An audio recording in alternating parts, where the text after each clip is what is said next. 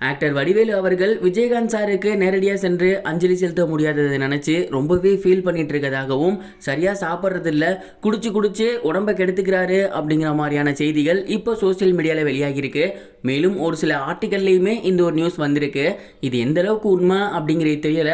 ஆனால் இது இப்போ ரொம்பவே வைரலாக போய்கிட்டு இருக்கு. வடிவேலு அவர்கள் விஜயகாந்த் சாரோட இறப்புக்கு வரல, அவருக்கு அஞ்சலி செலுத்தல அப்படிங்கிற ஒரு கோபம் இப்போ வரைக்குமே மக்கள் மத்தியில் இருக்கு.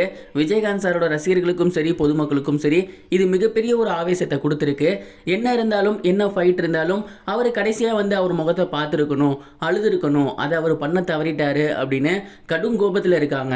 மேலும் நிறைய பேர் என்ன சொல்லிக்கிட்டு இருக்காங்க அப்படின்னா, வடிவேல் அவர்கள் ஆரம்ப காலகட்டத்தில் ரொம்பவே கஷ்டப்பட்டாரு. அவருக்கு பட வாய்ப்புகள் கொடுத்தது விஜயகாந்த் சார் தான்.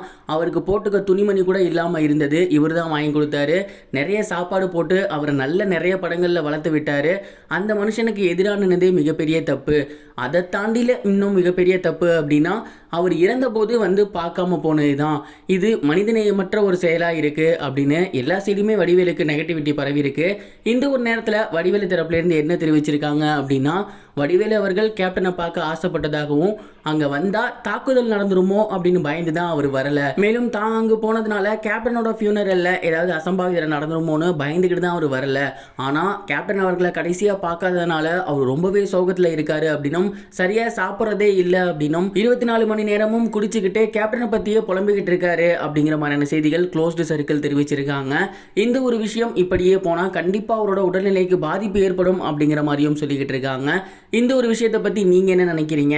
ஒருவேளை வரணும்னு நினச்சிருந்தா போலீஸ் பாதுகாப்போட கூட வந்துட்டு போயிருக்கலாமோ அப்படிங்கிற மாதிரி நிறைய பேர் சொல்கிறாங்க. லாஜிக்காக கரெக்டாக இருக்கு, பட் எந்த அளவுக்கு சாத்தியம் அப்படிங்கிறது தெரியல. இதை பற்றின உங்களோட ஒப்பீனியன் என்ன? அதை கமெண்ட் பாக்ஸில் ஷேர் பண்ணுங்கள். இது வரைக்கும் கனெக்டிங் டிவிக்கு சப்ஸ்கிரைப் பண்ணனா மறக்காமல் சப்ஸ்கிரைப் பண்ணிக்கங்க. உடனடி அப்டேட்ஸ் பெறுவதற்கு நோட்டிஃபிகேஷன் பெல்லையும் கிளிக் பண்ணிக்கங்க.